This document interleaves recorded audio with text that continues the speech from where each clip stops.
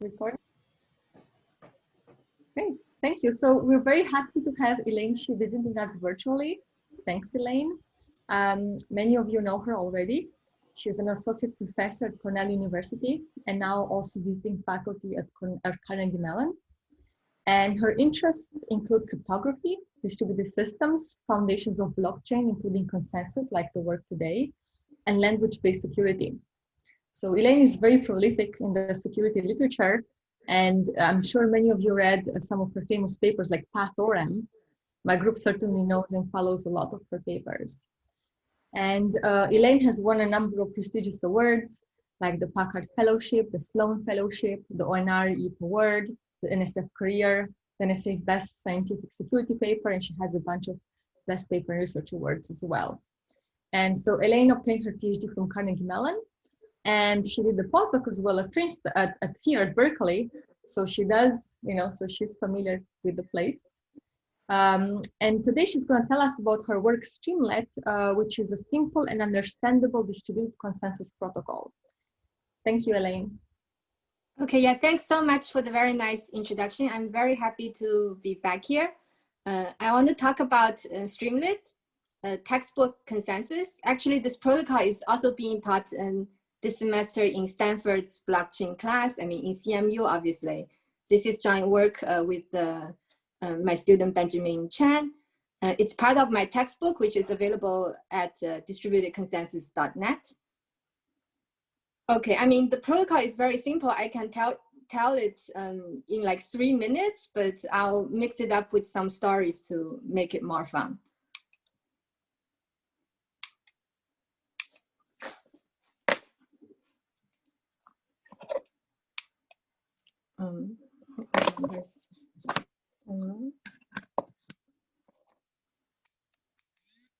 Okay, there we go. Yes, good. So I'll begin by explaining what a blockchain protocol is. Obviously, blockchain is the modern new name.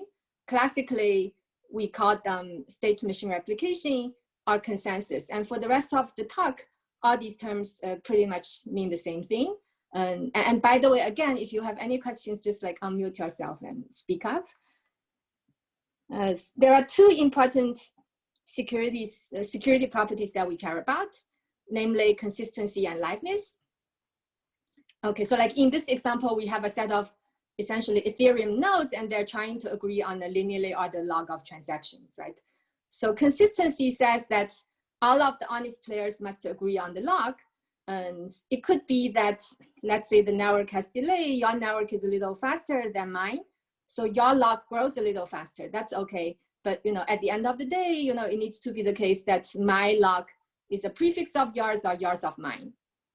And liveness says, if I buy coffee, then this transaction should appear in all of the honest players' logs fairly quickly. It's not like I want to wait forever for my coffee.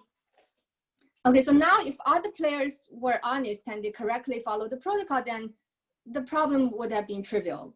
But what makes it really challenging is when some of these nodes can be corrupt. And corrupt nodes can deviate arbitrarily from the prescribed protocol. And even under such adversarial circumstances, we want to make sure that the remaining set of honest players must nonetheless respect these two security properties. Okay. I got interested in consensus because of distributed cryptocurrencies, but actually, blockchains have been around for more than 30 years. It's been extensively studied, and companies in the Bay Area, they all deploy consensus, like basically to replicate their computing infrastructure, right? You don't want to run your Google Wallet or Facebook credit on a single machine, but when you start to replicate things, consensus naturally becomes an important problem. Okay, so what's exciting about cryptocurrency is that they brought consensus to a large scale. Bitcoin showed for the first time that consensus is actually possible on an internet scale and in a permissionless environment. Essentially, anyone can join the consensus. There's no access control on who can participate.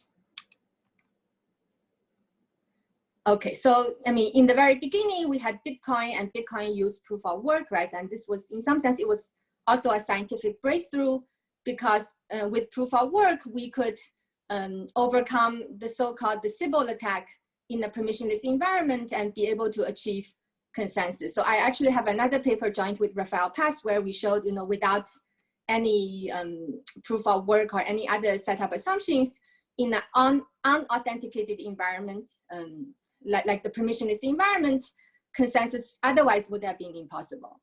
So proof of work allowed us to overcome that impossibility. But of course, proof of work comes with enormous costs. And I just basically Googled this morning, and the energy consumed by Bitcoin nowadays is comparable to the entire country, Czech Republic. And because of this, numerous blockchain projects are moving to a new paradigm called proof of stake. So very roughly speaking, in proof of work, your voting power is proportional to the hash power you have. And in proof of stake, your voting power is proportional to the amount of stake you have in the system. Okay, so what's interesting about proof of stake is actually, if you look at these consensus protocols, they actually return to our classical roots. They're built from classical permission consensus. So in other words, if you look at any snapshot of time, the consensus committee, the players participating in consensus are well defined and their public keys are well known. And essentially in proof of stake, one of the main tasks is that we have to periodically rotate the consensus committee to make sure the committee reflects the latest stake distribution, because stake will switch hands. So now this is great news, because finally we can leverage the 3 decades of work we have on designing classical consensus. And yet, strangely enough, if you look at what's going on in the blockchain space, like all these blockchain projects, every project feels like they have to reinvent their own consensus protocol. So that's essentially what happened like in the past 7-8 years. And you may wonder why, right? Why we cannot leverage like the 30 years of work we already have. Well, it turns out that surprisingly classical style consensus protocols, like PBFT, Paxos, and their numerous variants, they're still way too complex and difficult to understand. And this is like despite years of work in making them simpler, and including some of these works that you may have heard of, like Paxos Made Simple, the ABCDs of Paxos, like Raft, and so on and so forth. This is not an exhaustive list. Okay, so this consensus inherently have to be so complicated. In this talk, I will tell you about a new protocol called Streamlet. It's almost absurdly simple. It's also very natural in the sense that the most natural way to understand it is the correct way, you'll see. And we think it can be a unified protocol for both teaching and implementation. And in case it's not clear, Streamlet subsumes classical candidates like PBFT, Paxos, and so on. Elaine, a question here is, yeah. So are these qualities coming with the downside of performance or some other downside? I don't think so. I mean, this talk is not particularly, I'm not going to focus on performance. And there are a few tricks you can do, like to streamline, pipeline it at the system level. Like we had a previous, this was not Streamlit. I mean, because actually, even though the end result is so simple, like we worked on it for 5 years. This was like not the first attempt. Like we had several intermediate protocols along the way. And one of the previous protocols was called Pala. And I worked with engineers to like actually implement it, and they deployed it in production. And for that, we had some additional tricks. Like one of these tricks was called a double pipelining trick. And so like, I mean, the point is once it's so simple, right, simplicity goes a long way, then you can do like these additional optimizations fairly easily. And you can do it in a way that doesn't break security and so on. Mm-hmm. Cool. Okay. So before I tell you about Streamlet, I want to say something real quick, because a question that often comes up is, how is blockchain related to Byzantine agreement? So Byzantine agreement is like a single shot abstraction we can indeed construct a blockchain through sequential composition of single-shot consensus, but actually, for all the practical protocols that actually get deployed, like the PBFT Paxos family of protocols, they don't take this approach, right? This is more like a theoretical approach. And what we do in practice is we directly construct a blockchain. And there are many reasons for this, because if you sequentially compose multiple instances, like it's very hard to pipeline across the instance boundaries. Okay, so we are also going to stick to this direct construction approach. And so I'll tell you about Streamlet, but before that, I'm going to do a quick warm up. So even though these classical protocols are complex, there is actually a part of the protocols that's beautiful and simple. So I want to tell you that part of the classical protocols, and then this is the part we want to keep in Streamlet, but only that part. I have a question. So is the Paxos also Byzantine fault tolerance or just crash fault tolerance? The original version is crash fault, so that's a very good question. But you can, I think the later variants can support Byzantine fault too. So Streamlet, by the way, also has a crash fault version. But in this talk, I'm going to talk about the Byzantine fault version. I mean, the protocols are almost the same, like the crash fault version and the Byzantine fault version. Like the only thing is like, you change the threshold for crash fault. Oh, I see. Thank you. Okay. And this is just like a quick explanation of the blockchain's data format, right? So we have blocks. I mean, the block is like a batching technique. We don't want to confirm the transactions one by one. Like usually we group them into a batch and put a batch into the block. So every block, I'm going to assume, has a parent hash that points to the previous block. So essentially everything's chained together through cryptographic hashes, and assuming, the adversary is polynomially bounded and cannot find hash collisions, then essentially once you fix like the hash of the block, you kind of fix the entire prefix.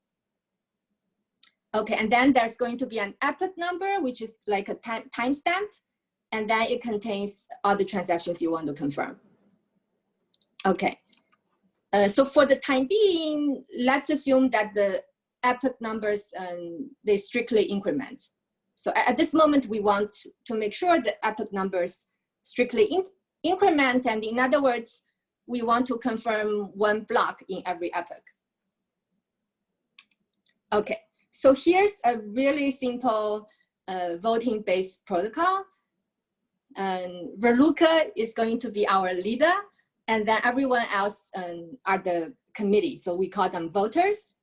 And sometimes I also call the leader proposer, but they all mean the same thing.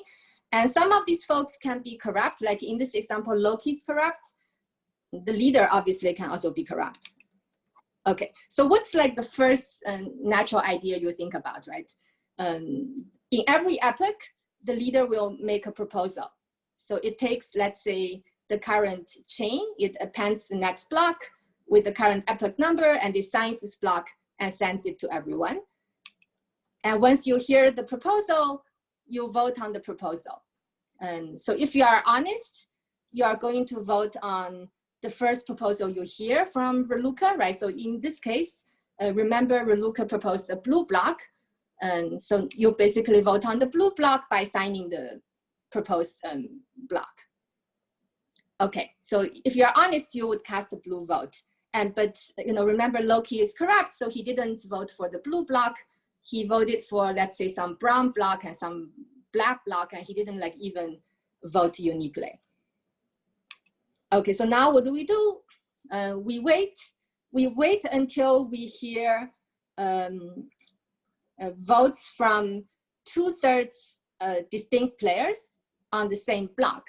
I mean, this is kind of saying, many people believe in this block, right? And at this moment, I'm fairly confident that many people have the same belief, and therefore I'm just going to confirm, or in other words, finalize the block. So once the block is finalized, all the transactions in the block can never be undone later. So like if, let's say you bought a car from me, at this moment it's safe for me to ship the car to you. Okay. So that's it. Like it's a very simple supermajority based voting protocol, right? and just a little bit of terminology. For the rest of the talk, I'm going to call a collection of 2/3 votes a notarization. So just a quick question on this, Elaine. Maybe yes. you're going to talk about this, but so each of the users just vote based on whether they believe the leader or not, or they always just say yes, like what's the... So if you are honest, you wait until you hear the first proposal from the leader, the current epochs. I mean, in this case, there's only one leader. So you wait till Reluca tells you, okay, here's the proposal for this epoch. And then you vote on that proposal. And if you hear more proposals with the same epoch number, I mean, in this case, Reluca must be malicious. So you just ignore all the rest. You only vote on the first one. I see. Okay.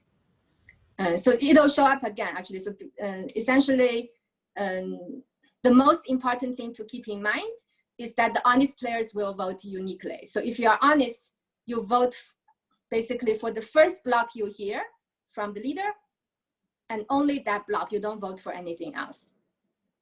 And with this invariant, we can actually prove consistency together. The proof is very simple.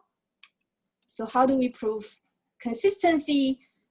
In this picture, imagine that 2/3 blue people voted for the blue block. So someone has seen the blue block notarized, which means 2/3 people have voted for it, right? And let's say maybe you have seen the brown block notarized, and that means 2/3 brown people have voted for the brown block.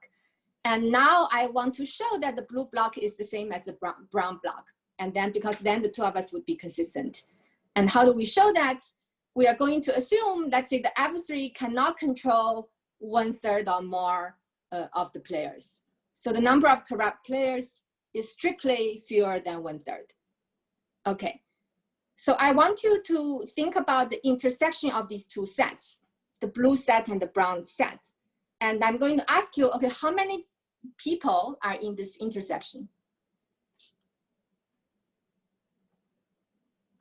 So remember, there are in total only n players, right? So, and now these two sets both contain 2/3. And this means the intersection must have size at least n/3.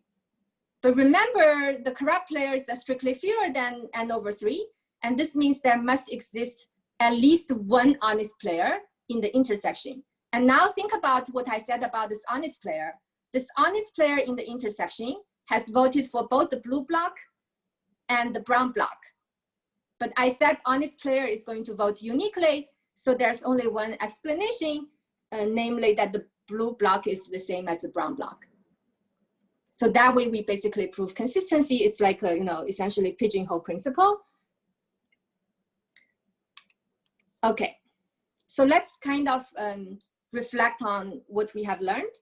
I mean, we saw a consistency proof, right? The consistency proof relies on the assumption that 2/3 of the voters are honest. It doesn't matter if the leader is honest or not, right? I mean, the only thing we relied on was like, one, that 2/3 of the voters are honest, and number two, the honest voters vote uniquely. Okay, so that's nice. We can get consistency as long as 2/3 are honest.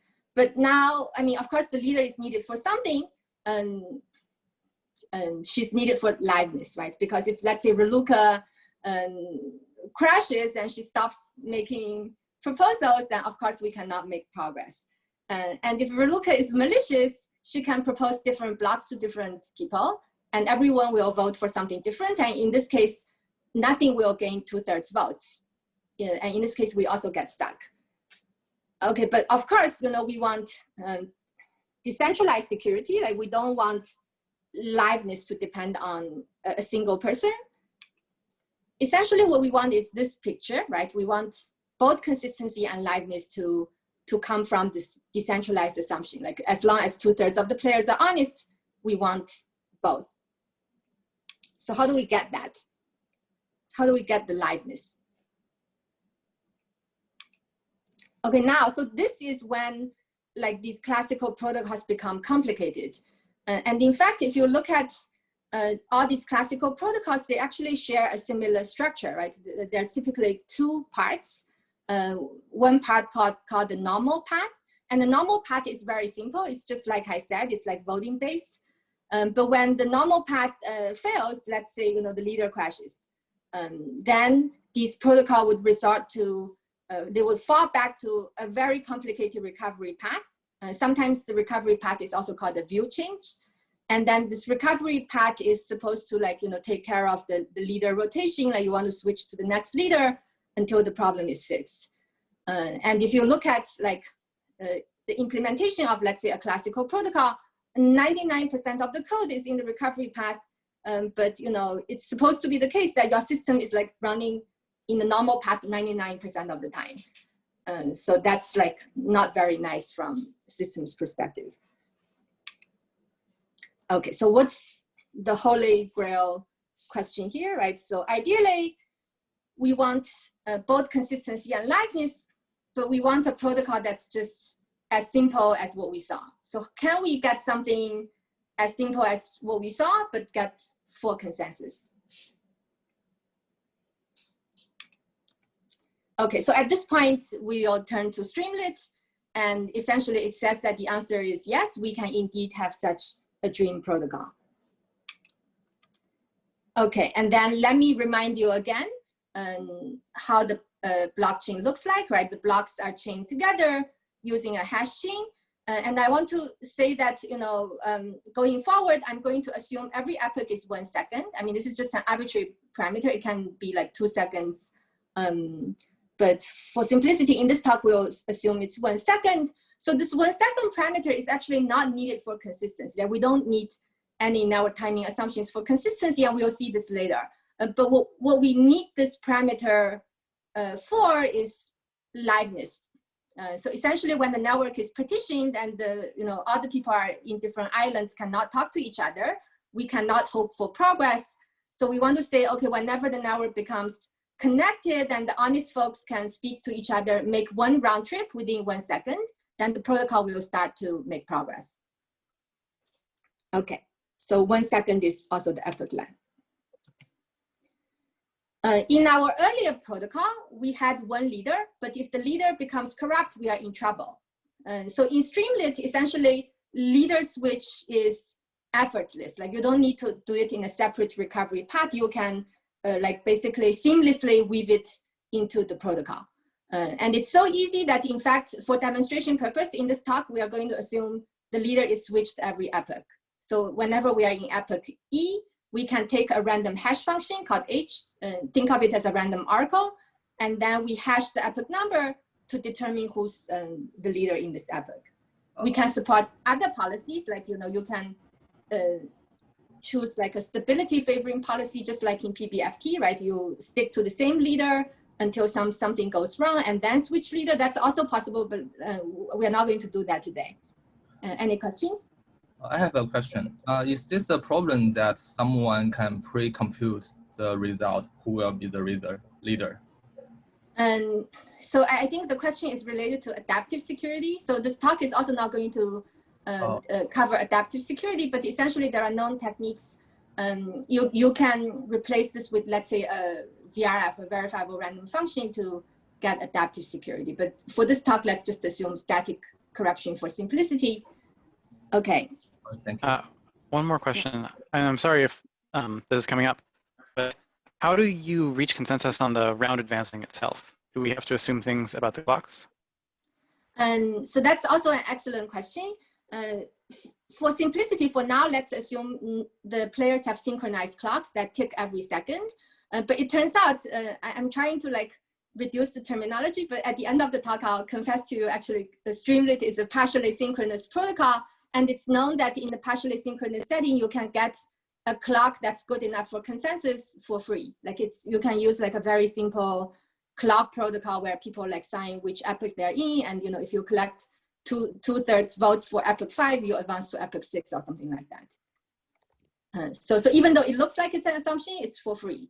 You can easily get rid of it with a very simple modification. Thanks. Okay. So this is the entire protocol with an extra finalization rule in the next slide. So the protocol goes propose vote, right? Just like before. in the most natural manner. There is nothing else. In every epoch, the leader of the epoch proposes the next block. Specifically, the leader will take the longest notarized chain it has seen, and then it'll build the next block extending from the longest notarized chain. So notarized, again, means 2/3 votes. A block is notarized if it collects 2/3 votes. A chain is notarized if every block in it has collected 2/3 votes. Okay, so now everyone will vote for the first proposal they hear from this epoch's leader. But before they do that, they make one check. And the check is essentially to make sure the proposed block extends from one of the longest notarized chains I've seen at the time. So if this block is extending from a very short chain, then that's not good, because maybe the leader's malicious and it's trying to like throw away all the work we've done in the past. So that's not good, right? I'm only going to vote if it extends from one of the longest notarized chains I've seen. Okay, so that's essentially the voting rule. And to finish off the protocol, the only thing I have to explain is when to finalize a block. Like earlier, we said when the block becomes notarized, it's safe to finalize. But here we just have to be a little bit more patient. Essentially, notarized doesn't mean finalized. In Streamlit, we are going to look for a good pattern in order to finalize a block. And what's the good pattern? We are going to look in a notarized chain, 3 blocks with consecutive epoch numbers. And if we find that good pattern, we can chop off the last block and the entire prefix is final. So it's easier to understand through an example, right? So in this picture, we have an example. Let's imagine all these blocks are notarized and the number in the block is the epoch number. Okay, so now we see there's 6, 7, 8, and they're consecutive, right? 3 consecutive. And we chop off 8, which is the last block, and the prefix, which are the dark blue blocks, can be considered final. So that's the whole protocol. And the finalization rule is a little bit, I guess it's a kind of cute, but it's also a little bit magic. And this is partly why we can have such a simple protocol that's just propose vote, and nothing else. There's no separate recovery path. Okay. So in the worst case, there's exactly one sequence of leader rotation that will get 3 good leaders. Is that right? And I'm going to ask you to hold the question for 3 more slides. Sure, sorry, and no problem. See if like, I guess, I mean, this is the protocol, but like, I can try to tell you a little bit how we arrived at this protocol, right? So before that, what this finalization rule actually means is whenever there's this good pattern, in this case, it's like 6, 7, 8, we can guarantee that this brown block can never get notarized. So the reason why it's safe to finalize until the block 7 is because we'll later prove that if this good pattern exists, cannot be any other block at the same position as 7 that also gets notarized. And if you think about it, this gives you consistency. It says if you finalize till the block 7, no one else can finalize essentially a different chain of the same length. So we'll do the consistency proof together in just a little bit. The proof is like also really simple, like 3 lines. But I want to kind of try to answer Matthew's question. But before that, sometimes I will use the terminology height, and height just means the position in the chain, right? So in this case, the block with epoch number 8 is in height 5. Okay. So it might be a little bit mysterious, like how we came up with this protocol, right? So, I mean, let's think about what goes on in the protocol. Essentially, if everyone were honest, we would be like in the good old case, like we have a chain that grows, the epoch numbers will grow continuously. It's 1, 2, 3, 4, 5, and it won't skip.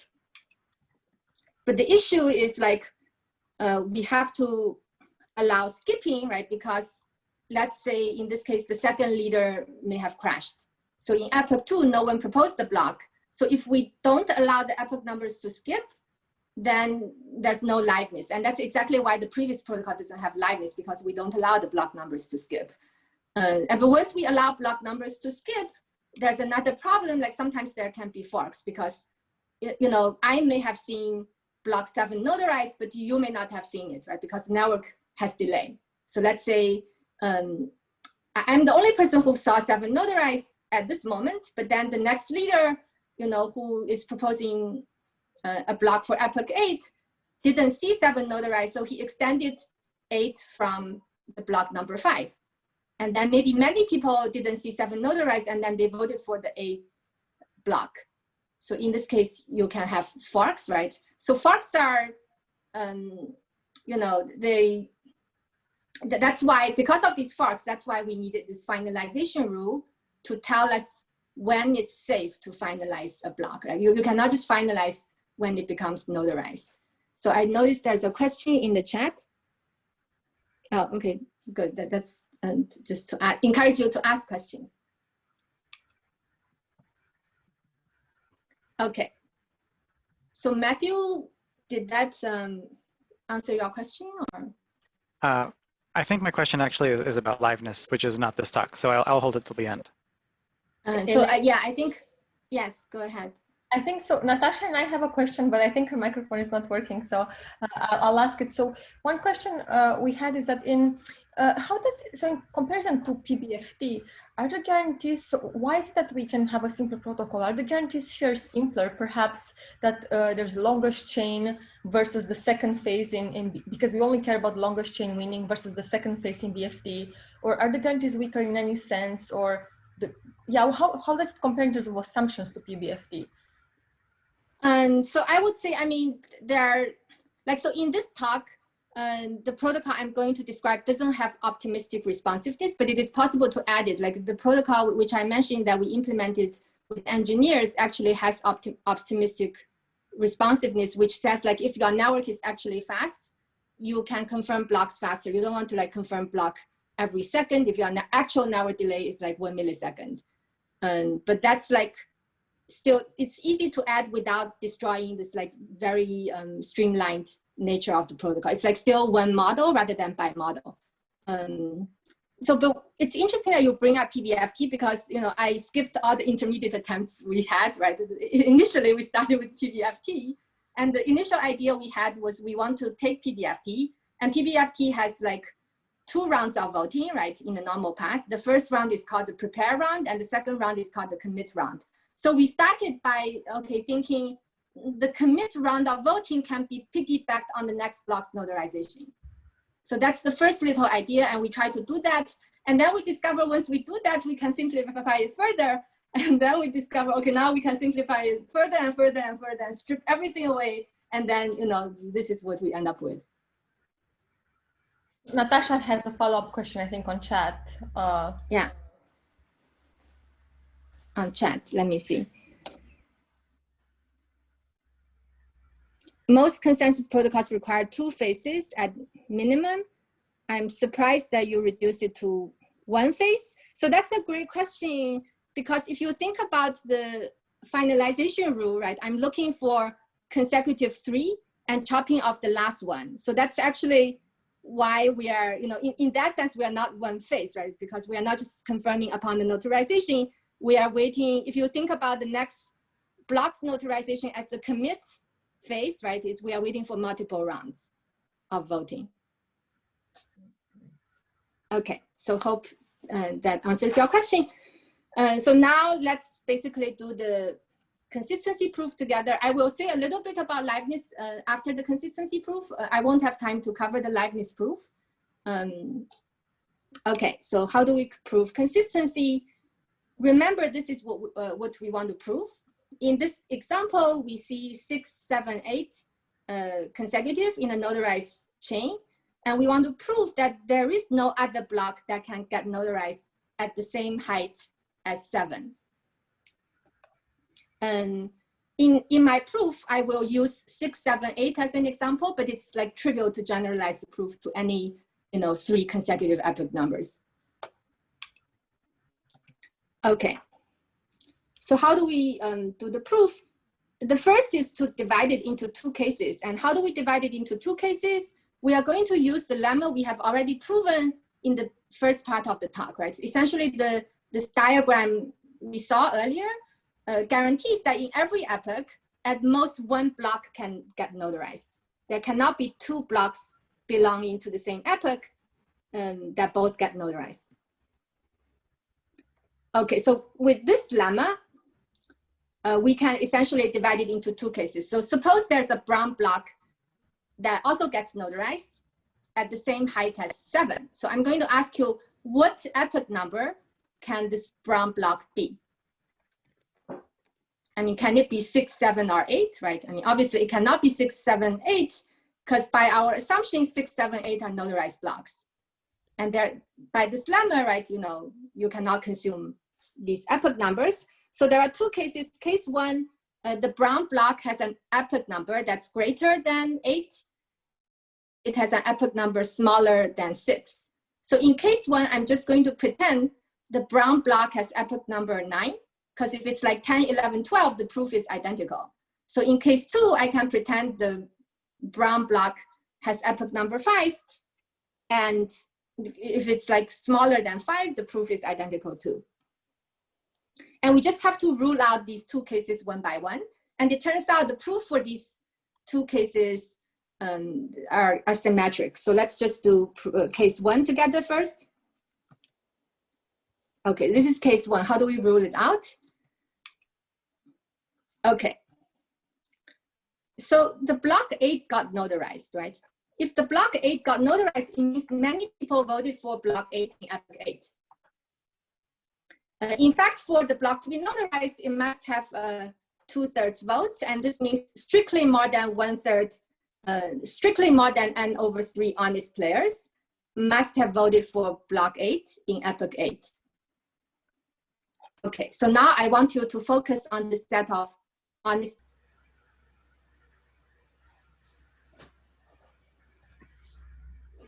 Okay, great. Fun slide, by the way. Fun slide, by the way. Thank you. So let's pick up where we left off, right? So let me repeat the first line of the proof, right? So essentially in this example, many people must have voted for block 8 in epoch 8. And specifically, many means more than 1/3 honest players, right? Because, block 8 is notarized. It has to be many people have voted for it. And because the correct players are strictly fewer than 1/3, right? If it has collected 2/3 votes, more than 1/3 honest players must have voted for it. So now, if that's the case, I want you to focus on the set of honest players that voted for block 8 in epoch 8. And in order for them to make this vote, remember the voting rule, right? I'm only going to vote for it if it extends from one of the longest notarized chains I've seen. So this means all of them have seen 7 notarized in epoch 8. Okay, so now for these people who have seen 7 notarized in epoch 8, are they going to vote for the brown block in epoch 9?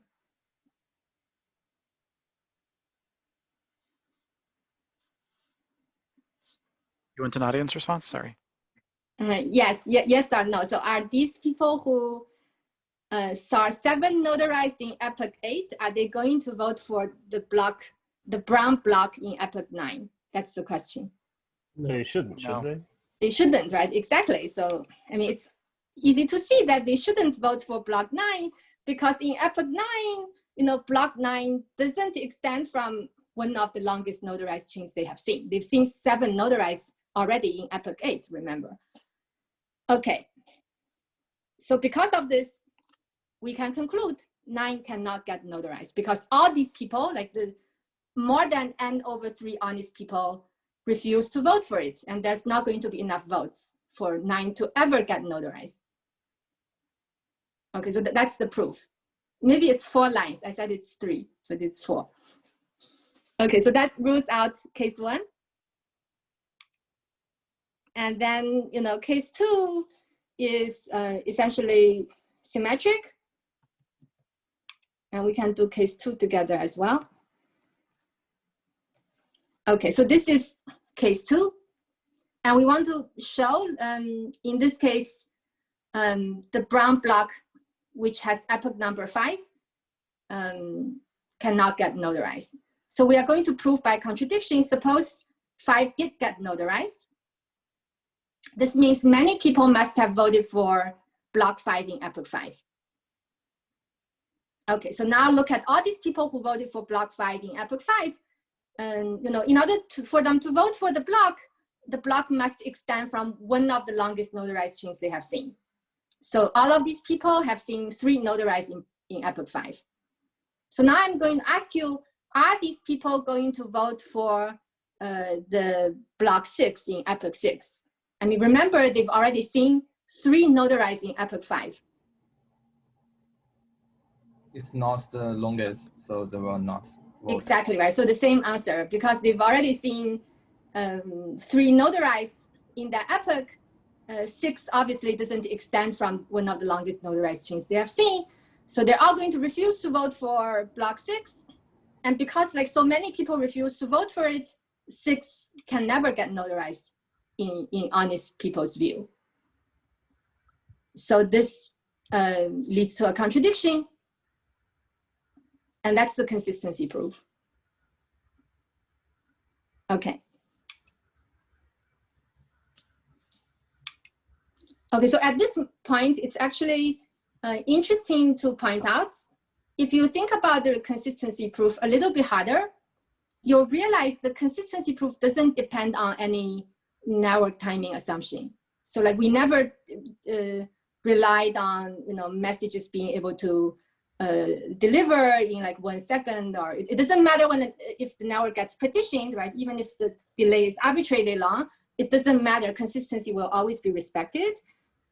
So why did I state this synchrony assumption earlier?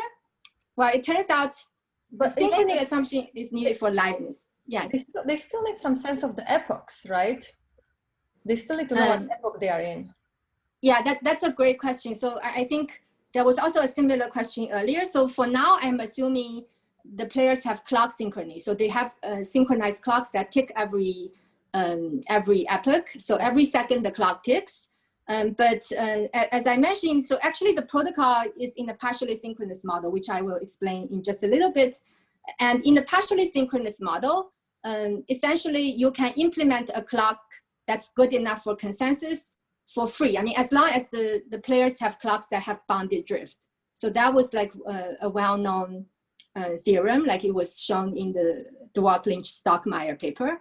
And this clock synchronization procedure is also really simple. Essentially, people sign clock messages. I'm going to say, okay, I believe I'm in clock 5, in epoch 5. And when you collect 2/3 people say that, you can advance to epoch 6 and you sign that clock message.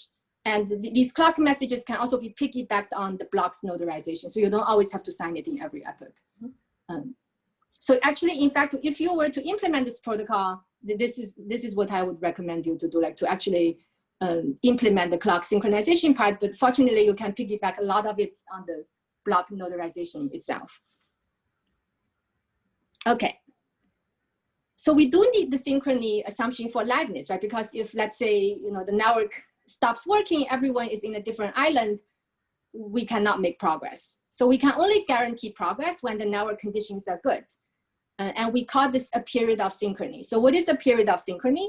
A period of synchrony is a long enough duration in which honest players can send messages back and forth, make one round trip within a single second, right? So which is also the epoch length. And if the network conditions are good, then whenever there are 5 consecutive epochs with honest leaders, honest players' finalized logs will grow.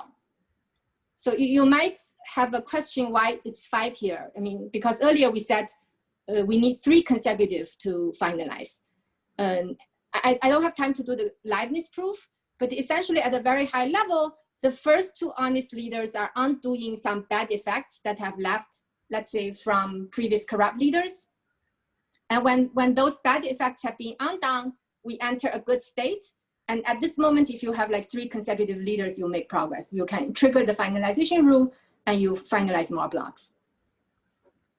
Okay, so this, about this, yes. How do you guarantee there is such a period? Yeah, that's a great question. So like when we deploy a protocol like this, we need to pick, the protocol needs to choose a parameter a priori, which is this epoch length. So you are going to choose epoch length to be your belief of the round trip delay when the network conditions are good. So like if I believe, you know, my network can deliver messages within 1 second, under normal circumstances, I can pick that to be 1 second. I mean, it's not going to be the end of the world if the network occasionally violates that assumption, right? If it violates, like the worst thing that can happen is you get stuck like waiting for the network to heal. And whenever it heals, you make progress again. Sorry, I guess I meant, how do you know you'll get 5 consecutive good leaders when you only have 2/3 plus 1 good participants? Yeah, that's also a great question. So right now I'm electing the leader at random. So every epoch, there's constant probability that the leader is going to be honest. So from a theoretical perspective, like every 5 epochs, the probability that 5 consecutive leaders are honest is like, you know, some constant probability. But in practice, maybe you don't want to do that. Let's say you could, you know, have the same leader work for 5 contiguous epochs. So whenever you have 1 honest leader, you make progress. And in practice, if you deploy the protocol in a proof of stake setting, the protocol should be incentive compatible. Like, you know, because in a decentralized environment, unlike like Google, Facebook deployment scenario, right? You know, people are kind of acting to maximize their own payoff. You want to make sure the protocol incentivizes honest behavior. So honest majority is like an equilibrium state. Like it's honest behavior is the best response. So that's like a more like game theoretic answer to your question. Thanks. Okay. So I mean, again, I mean, maybe maybe more different approach is to use a different leader election policy. Like a stability favoring policy is better for a high performance scenario. Let's say you are going to deploy this in a data center where you want high throughput and really low latency. Like in that case, you don't want to switch leader perhaps every epoch. You can like stick with the same leader, and the leader can even be like a machine that's better provisioned than voters. Like it can have higher bandwidth, like to collect all the votes and send the notarization back to all the other players. So there you may want to just completely think about the new leader election policy. Okay, so now I've hidden this terminology from you, but apparently you asked questions. So I told you earlier, this protocol is in the partially synchronous model. And this model was suggested by Dwork, Lynch, Stockmeyer. And in this model, the protocol knows an estimate of the network delay, right? So in our case, it's the epoch length. We often call it delta. Consistency is guaranteed regardless. Like even if your network is completely broken, everyone lands in a separate island, we always have consistency, but liveness only ensues during periods of synchrony. When the network conditions are good, and whenever the network conditions are good, we start to make progress. So what's known about this model is that you know, any consensus protocol cannot tolerate 1/3 or more corruptions in the partially synchronous model. So this was also proven in the same paper by Dwork, Lynch, Stockmeyer, and in this sense, also Streamlet has optimal resilience. Okay, so I'm going to summarize. Essentially, Streamlet adopts a unified proposed vote paradigm, right? The whole protocol is proposed vote. There's no separate recovery path. The leader switch, you know, you might wonder why we don't have leader switch, a separate path for leader switch. That's because it's like woven into the same proposed vote paradigm. And before I conclude, I want to point out Streamlet is not just a single protocol, like it's actually a family of protocols, right? So for instance, we can easily change the parameter and get a synchronous protocol that defends against minority corruption. And the protocol is almost identical. Like essentially, you know, still the leader proposes a block extending the longest notarized chain. I'm going to vote on the proposal if it extends from one of the longest notarized chains I've seen. But notarized, instead of 2/3, I only need majority to call it notarized. And then the finalization rule has like slightly different parameter. Now I have to count 6 consecutive and chop off 5. But I also have to check one more condition, like essentially for the 6 consecutive epochs that got notarized, I want to make sure there's no conflicting notarization at the same heights. And if this condition is satisfied, I can chop off the trailing 5 and finalize the prefix. So we also have like a crash fault variant in the paper. I mean, it's also the same. I don't want to describe it in this talk. Okay, so to conclude, read after me: propose, vote, propose, vote, propose, vote. Boom, boom, boom, confirm, confirm, confirm. Don't finalize upon notarization. Be a little bit more patient. If you see 3 consecutive epochs appear together, chop off the last one and finalize the prefix. Maybe you can write a better poem than mine. I guess like in hindsight, it might be somewhat surprising that we didn't come up with this like for so many years. But I want to say, indeed, coming up with it was not trivial. It was a long process. Like, you know, it took the community 30 years. It took us 5 years. Like, we had several intermediate variants, and we like stripped down things little by little until we arrived at this. Okay, Streamlet, as I said, is part of my new blockchain textbook available at distributedconsensus.net. Oh, and the textbook is being continuously updated because I'm teaching this course this semester. Thank you so much. Thank you, Elaine. Thank you. Do we have any maybe closing questions?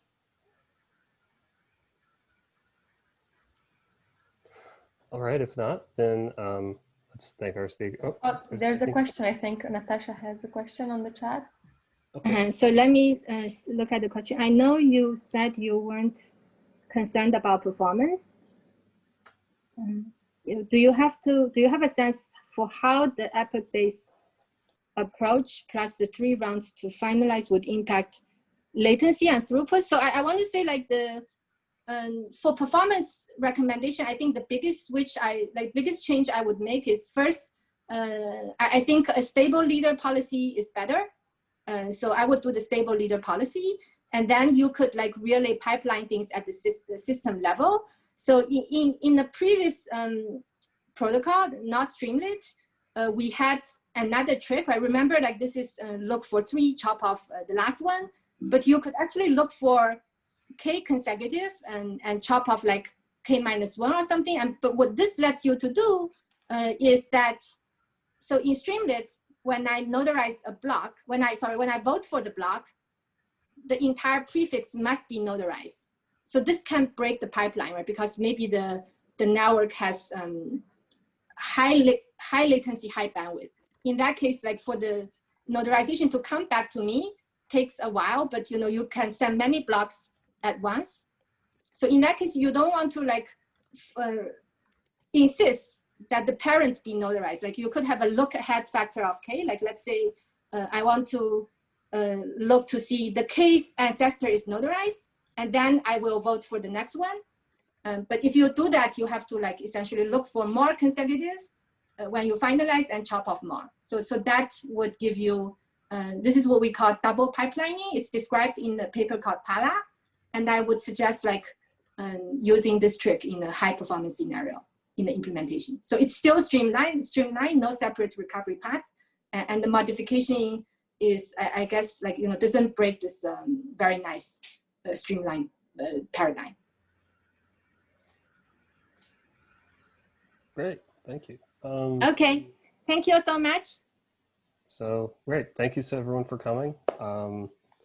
Okay, so I'm going to end. For visiting us. Okay, thanks. Thanks for hosting me. Absolutely, it was our pleasure. Thank you so much, Elaine. And yeah, you have a bunch of meetings coming up, so. Yeah, so. Don't want to keep anyone from their 1 o'clock appointments. Thanks again. Thank you, Elaine. Bye.